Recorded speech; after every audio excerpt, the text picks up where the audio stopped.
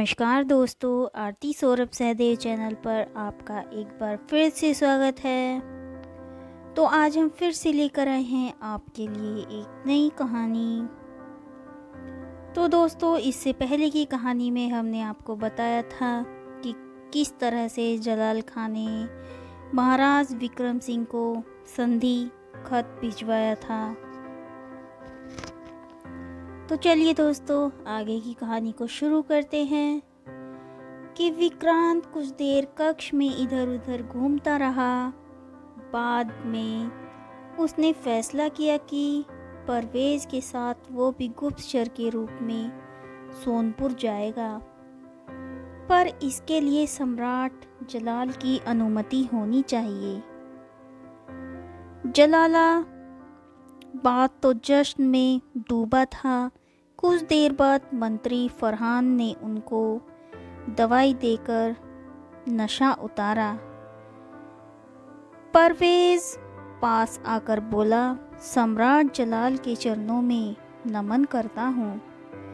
आज्ञा दीजिए सम्राट, क्या करना है मुझे? सम्राट जलाल बोले, सोनपुर में गुप्त तरीके से जाओ और वहाँ रहकर पल पल की खबर हम तक पहुँचाओ। क्या तैयारी कर रहा है विक्रम सिंह? परवेज बोला, ठीक है महाराज, मैं अभी अपने घोड़े के साथ सोनपुर की ओर निकलता हूँ। तभी विक्रांत आकर बोला, सम्राट, हम भी परवेज के साथ जाना चाहते हैं। सम्राट जलाल बोले, आप क्यों जा रहे हैं? आप यहीं रहकर सेना में और मजबूत प्रशिक्षण लीजिए। विक्रांत बोला, नहीं सम्राट, अब हम अपने शत्रु को और अधिक स्वतंत्र नहीं छोड़ सकते।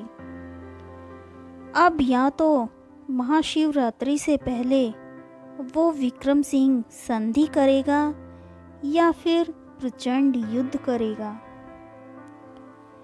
आज्ञा दीजिए सम्राट, हमें परवेज के साथ जाना है। मंत्री फरहान बोले, सम्राट की आज्ञा है, आप जा सकते हैं। आपकी रगों में हमें वो खून जीत की लहर साफ दिख रही है। विक्रांत परवेज के साथ सोनपुर के लिए रवाना हो जाता है। क्योंकि रात्रि का समय था, परवेज अपने घोड़े पर सवार था। विक्रांत चाहता था तो एक बार में परवेज का क्रियाकर्म कर देता, पर वो परवेज को सोनपुर में रखकर उसके जरिए कोई बड़ी रणनीति बनाने की सोच रहा था। परवेज बोला, आपका नाम क्या है वैसे? हमने कभी आपको जलालाबाद में नहीं देखा। नए हो क्या? विक्रांत बोला, हाँ, आपने सही पहचाना। मेरा नाम अरबाज खान है। मैं मंत्री फरहान के मित्र का बड़ा बेटा हूँ। आपका नाम परवेज है ना?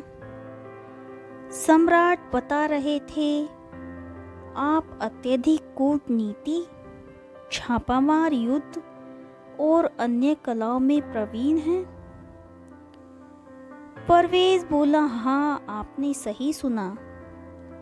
अब सम्राट ने कोई कार्य का जिम्मा सौंपा है तो उसको पूरा तो करना ही पड़ेगा ना। खैर ये सब छोड़ो, हमने सुना है सोनपुर की एक राजकुमारी है। क्या नाम था उसका? याद नहीं आ रहा। विक्रांत बोला, उसका नाम सूर्यांशी है। बहुत ही सुंदर चलती है तो ऐसे लगता है जैसे स्वर्ग की अप्सरा चल रही हो।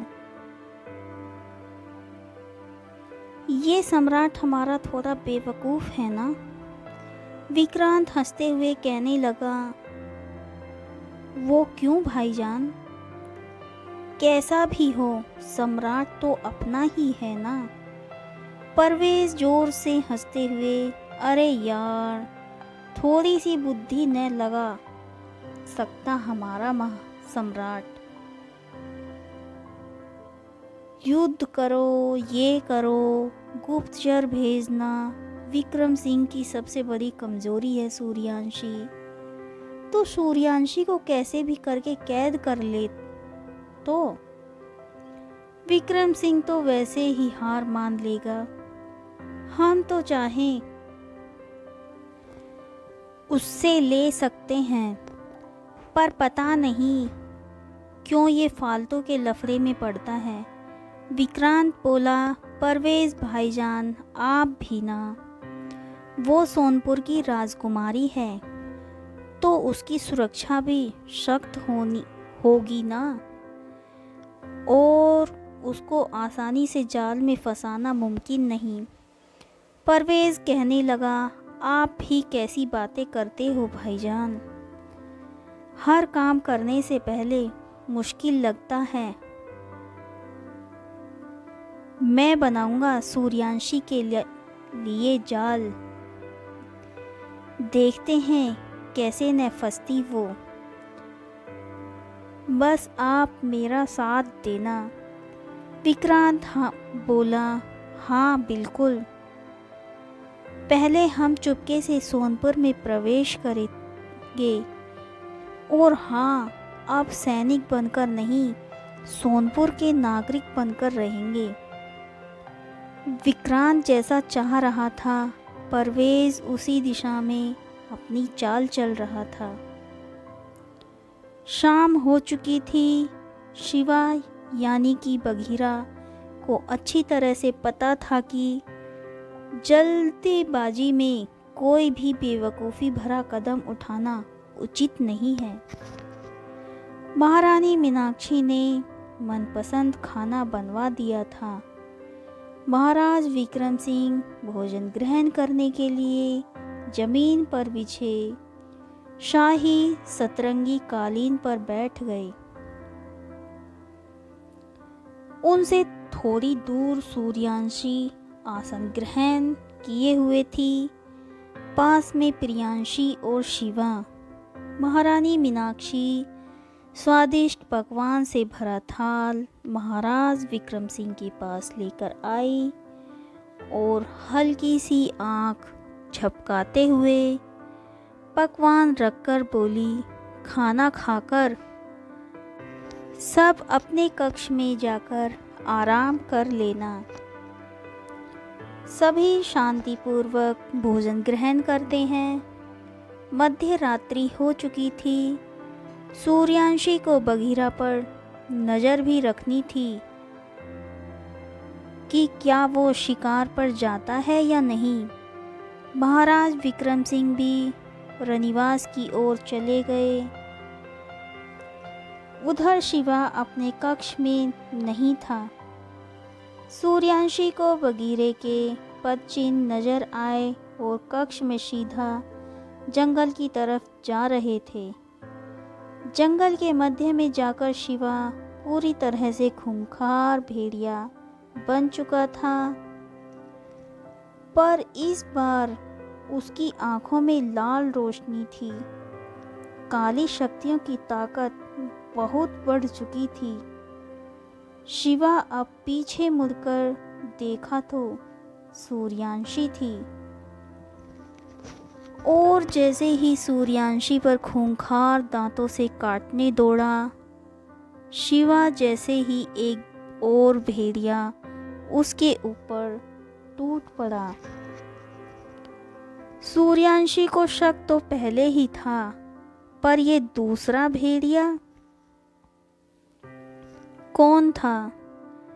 सूर्यांशी को कुछ समय नहीं आ रहा था। जंगल में आग के गोले बरस रहे थे।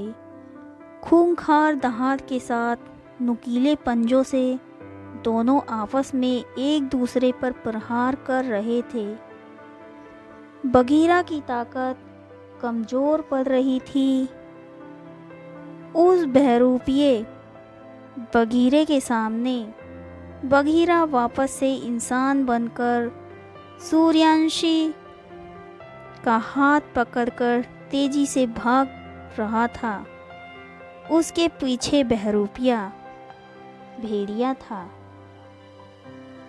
सूर्यांशी कहने लगी, मेरा हाथ छोड़ो और हम भाग क्यों रहे हैं?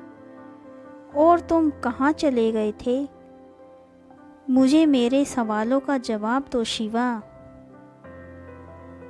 शिवा बोला, मेरी ताकत कमज़ोर हो रही थी, मैं इससे नहीं लड़ सकता, इसलिए छिपा हूँ तुम्हें यहाँ लेकर। सूर्यांशी बोली, अच्छा बोल तो ऐसे रहे हो जैसे तुम अभी मरने ही वाले हो। शिवा बोला, मैं झूठ नहीं बोल रहा सूर्यांशी, मेरी ताकत कमज़ोर हो रही है, सारी ताकत उससे लड़ने में ख़त्म हो गई है। सूर्यांशी बोली, मैं नहीं मानती, तुम मजाक कर रहे हो ना? ये ड्रामा बंद करो, मैं बुलाती हूँ उस बहरूपिये को, तुम उसे ख़त्म करो। शिवा सूर्यांशी को समझाने की कोशिश कर रहा था, पर तभी एक पत्थर मारकर सूर्यांशी बोली, हे बहरूपिया, मैं यहाँ हूँ और मेरा शिवा भी यही है, तुम्हें ख़त्म भी यही करेगा। खैर, जो होना था वो तो होकर ही रहता है। सूर्यांशी ने मस्ती मस्ती में उस नकली बहरूपिये को पता बता दिया था कि कहाँ छुपे थे। शिवा इस बात को पहले ही भनक थी। सूर्यांशी को एक हाथ लेकर उसके हाथ में बी नाम का एक लॉकेट पहना दिया। ये लॉकेट तुम्हारी रक्षा करेगा सूर्यांशी, कभी मत निकालना इसे अपने हाथ से। क्या सूर्यांशी का मजाक पड़ेगा बगीरा की जान पर भारी? तो जानने के लिए आप हमारी अगली वीडियो का इंतज़ार करें। तो चलिए दोस्तों, आज की कहानी हमारी यहीं पर समाप्त होती है। आज की कहानी आपको हमारी कैसी लगी, प्लीज़ हमें कमेंट करके ज़रूर बताएं। और हमारी कहानी अगर आपको पसंद आ रही हैं तो उन्हें ज़्यादा से ज़्यादा लाइक और शेयर करें और चैनल को सब्सक्राइब करना ना भूलें। धन्यवाद।